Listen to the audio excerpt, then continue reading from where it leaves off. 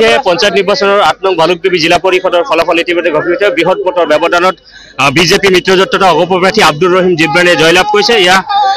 তেখেতৰ যি পঞ্চায়তৰ লুইত বিউটি জোঁটত বৃহৎ সমৰ্থকৰ ভিৰ দেখা গৈছে। মই জিব্ৰান দা প্ৰথমতে আপোনাক স্বাগতম অভিনন্দন জনাইছো।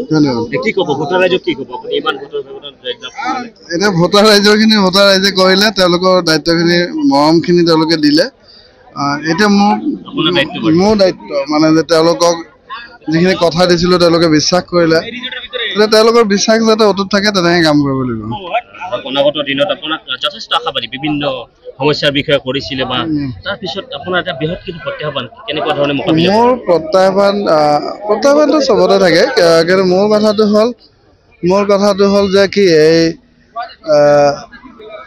যিখিনি কথা দিছিলোঁ বিশেষকৈ মাটি সম্পৰ্কীয় যিখিনি কথা মই দিছিলোঁ সেই কথাখিনি মই মানে ৰাইজৰ আশামতে কৰিব যাতে পাৰোঁ সেইখিনি ইতিমধ্যে চৰ্চা লাভ কৰিছে। জিব্ৰান জিলা পৰিষদৰ অধ্যক্ষ হ'ব, চেয়াৰমেন হ'ব, কেনেকুৱা আপোনাৰ আশা প্ৰত্যাশা কেনেকুৱা? এতিয়া বিগ ব্ৰাদাৰ বিজেপি আছে, আমাৰ ৰাভাসং গঠন মঞ্চ আছে, অসম গণ পৰিষদ আছে, এটা এটা সমন্বয় সমিতি আছে। এইটো এটা এলায়েন্স হয়। গতিকে এলায়েন্সত মই এজন প্ৰাৰ্থীহে, মই জয়ী হৈছোঁ, মই এজন ইণ্ডিভিজুৱেল মানুহ। গতিকে ইয়াত দলীয় কথা বহুত থাকিব, এলায়েন্সৰ কথা বহুত থাকিব, ইয়াত ব্যক্তি বিশেষ একো কথা নাই। ইয়াত পুনৰবাৰ অভিনন্দন। ভাল হৈছে আপুনি ৰেণ্ডম হৈছে। এওক চিনি পায় নাই আপোনালোকে? ছাৰক মই আগত গালি পাৰিছিলো, ছাৰক মই চিনি পোৱা নাই। ছাৰে কেনেকুৱা মানুহ উচ্ছেদক লৈ যে হৈছিল তেতিয়া মই গম পোৱা নাই ছাৰে যে কেনেকুৱা মানুহ। যেতিয়া আমি ছাৰৰ লগত উঠা বহা কৰিলো তেতিয়া ভাবিলো আমাৰ ছাৰে ধুনীয়া। তেতিয়া তাৰ পাছত মই মাফ খুজিলো, ছাৰ কিবা ভুল চুক হৈছে মাফ কৰো, মোক মাফ কৰো। মানে আচ্ছা এটা বস্তু ৰেণ্ডম আহিছে, মই তাক মাতিও অনা নাই। এটা কথা বস্তু মই কওঁ আকৌ, মই এই কথাটো ক'ব লাগিব যে মোৰ এগেইনষ্টত এইবাৰ আটাইতকৈ বেছি চৰ্চা হৈছিলে, মানে কংগ্ৰেছে কৰিছিলে আৰু বহুতে কৰিছিলে যে কৃষক মুক্তিয়ে কৰিছিলে যে এই উচ্ছেদ এই পঞ্চায়ত নহয় ইয়াতে। আৰু মই চবকে ক'ব বিচাৰিছোঁ যে ইয়াতে মই চবতকৈ বেছি ভোট পাইছোঁ।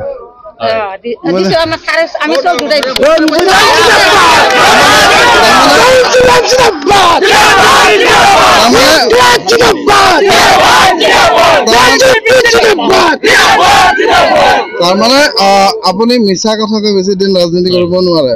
আপুনি জানে এই মানুহবোৰ ঘৰ ভাঙা মানুহ, কিন্তু মই জানো ঘৰ ভাঙা মানুহ। গতিকে ৰাইজে বস্তুটো কি কৰি দিলে বোলে মোৰ ইনভলভমেণ্ট কি, মই আচলতে ভিলেন নেকি, সেই কথাবোৰ ৰাইজে ইয়াৰ পিছত যাতে এইবোৰ নকয় আৰু।